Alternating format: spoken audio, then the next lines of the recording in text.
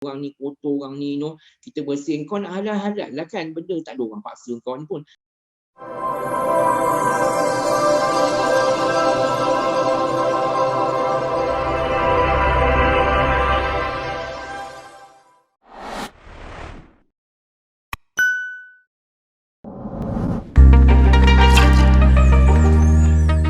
Question is, if you were to define Singapore halal food in one word, what would it be?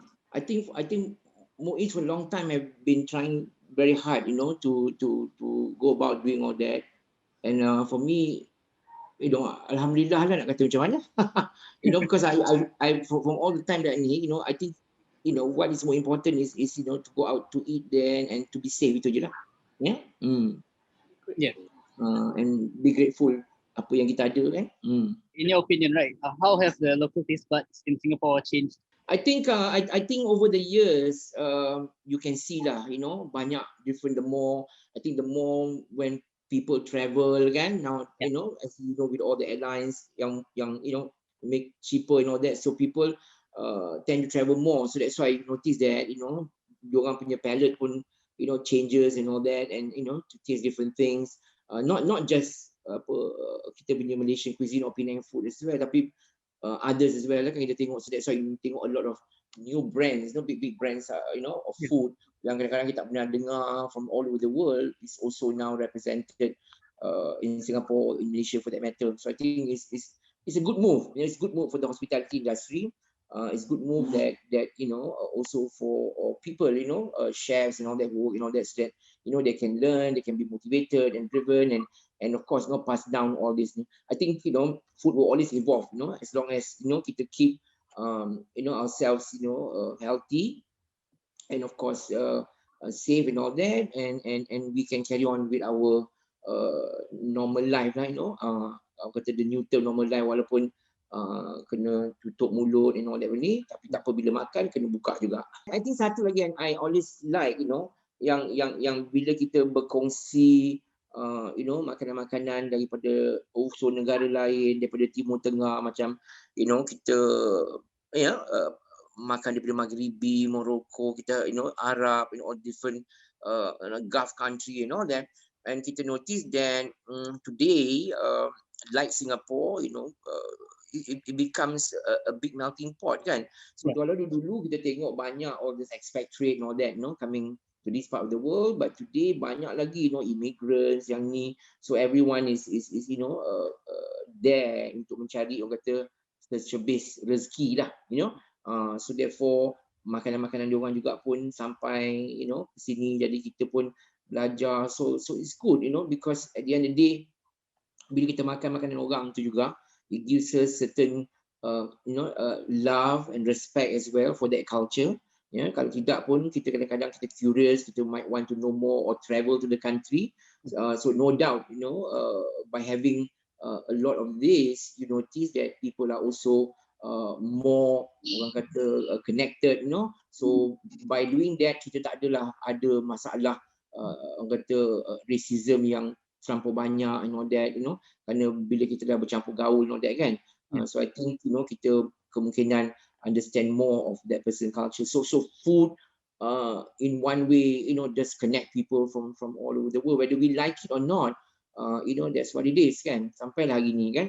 So that's why we must always remember we need to respect makanan tu kan, culture tu. Kenapa kalau kita nak orang to give that, so people must understand ada sebab Allah jadikan manusia ni bagai-bagai warna kan, bagai-bagai culture and all that, so that kita dapat hidup dan berdagang sesama kan. Yeah. I think with this COVID-19 also, it's like it should be also like an open mata for a lot of people as well. What's going on, so that is so terribly wrong in this world, that we always remain isolated from one another kan. Manusia ni degil kadang-kadang, kalau boleh nak hantuk kepala mereka kat tembok kan. Tapi buat tu ya, about all this bezakan orang makanan, orang ni kotor, orang ni kita bersihin. Kau nak halal-halal lah kan, benda tak ada orang paksa kau ni pun, kubur masing-masing kan benda kan. Tapi don't look down or judgmental with other people's culture or negara. Macam sekarang kita tengok orang bergaduh pasal Indonesia lah, Malaysia pasal Indonesia pasal Singapura, pasal Malaysia lah, and Padahal Allah turunkan benda-benda makanan tu untuk manusia makan. Dia suruh kita berdagang, suruh kita apa kata be successful, be prosperous, and they ask us to kahwin each other, to marry each other, berpuak-puak. Dan maksud tu is that lah kan, apa lagi? Walaupun dia orang tak masuk Islam pun berpuak-puak kahwin, itu means so they form kan and live happily and one another. And I think fundamental religion itulah juga mengajar manusia kan. Tapi orang kita masih, walaupun agama kuat, apa kuat ke benda, tak kira lah apa bangsa pun, tapi mereka become so like too extremist, kadang-kadang macam mereka ni dah terlalu banyak ilmu pula, dah mereka rasa mereka dah boleh nak masuk kat syurga, jadi orang lain semua pergi neraka. Kan, every religion, I always tell you, every religion have their own view, pandangan masing-masing kan.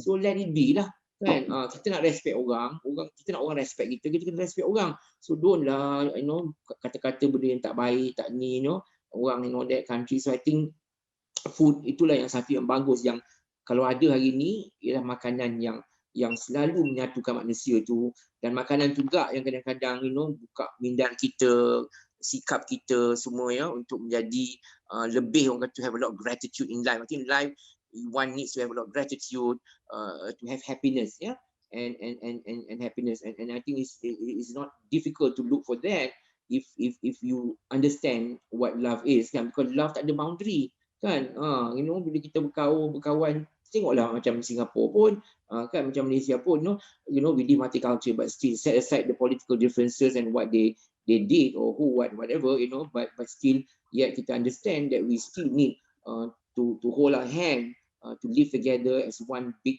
family, and one world and one humanity, and itu saja kan. Kalau kita rasa cantik, ada banyak lagi orang cantik lagi kat luar negara tu, macam culture orang lagi yang lagi cantik daripada kita kan. So kita belajar lah kan. As I said, we live in an ever challenging world kan. Tengok Amerika sudah lah, sometimes it's just shocking kan.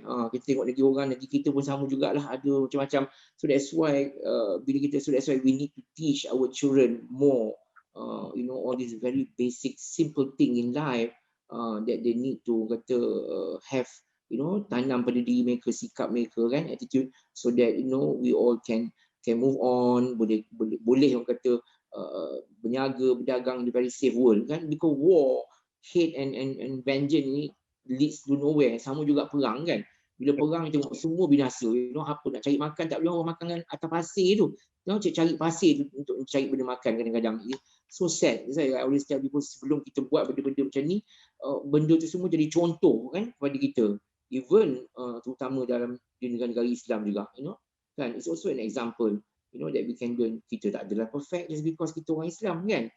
Sama juga, ada religion pun sama juga. Baik Kristian, baik apa ke, diorang pun ada juga diorang punya own extremists and all that. So there's always, evil people out there who don't understand why we should live together in harmony and happiness. How will the halal food lifestyle and scene change in Singapore in the near future? You know what? I always feel kan, in anything we do kan, we need to be responsible of ourselves. You can't, orang kata, always try, to change people punya mindset and things, because kita tak ada control. Tapi but we can make a difference by setting up a good example lah, saya cakap tadi kan. But again, I always believe also we cannot impose on everybody kan, because at the end masing-masing pun kena ada pilihan masing-masing lah. So that's why, tapi kadang-kadang pun saya fikir juga, halal ni is such a big thing. It's not just about orang kata benda yang halal haram ni. It's also about kebersihan, sanitation, so I think the source of where the ingredient datang, product. So it's such a wonderful thing that is good as well. But at the same time also, like I said, you will see the trend change because of people. A lot of it, as society begins to modernize and all that, that itself, for sure will change when people start to go out to enjoy food. So there are people who are more careful, more alert about all this. Then ada people yang tak ambil kisah. But tak ambil kisah pun kadang-kadang, we cannot be too hard on them, judgmental, because it's not something yang dia buat kesalahan yang orang kata besar kan, because dia pergi makan and then bukan dia makan benda-benda yang haram pun, you know, kebetulan dia ada and they have other choice. If you're traveling overseas pun sama juga, so you cannot be too strict, you know, on ni. You sometimes kita makan, you know, sandwiches, makan pasta yang tak ada ni, you know, so that's why. But it's nice to educate, you know, all these people yang prepare, you know, all this kind of food handler, restaurateur and all that, because they're the one who was going to beli makanan tu halal dan sebagainya and all that lah. And I think a lot of it is very basic understanding and common sense lah, you know. So because a lot of people also bukan yang kata datang daripada hutan belantara Amazon kan, hari-hari kita bercerita pasal benda yang sama, so terpulang kepada individu lah, because itu adalah a choice made by themselves, you know. So therefore they also have to answer that for themselves. So I think you know, we should not be too overly concerned about me, because you can't, you know, kadang-kadang, you know, push that, because people have their own set of mind and how they're going to do things and all that, and that's it, you know. Some will follow and some will not, you know.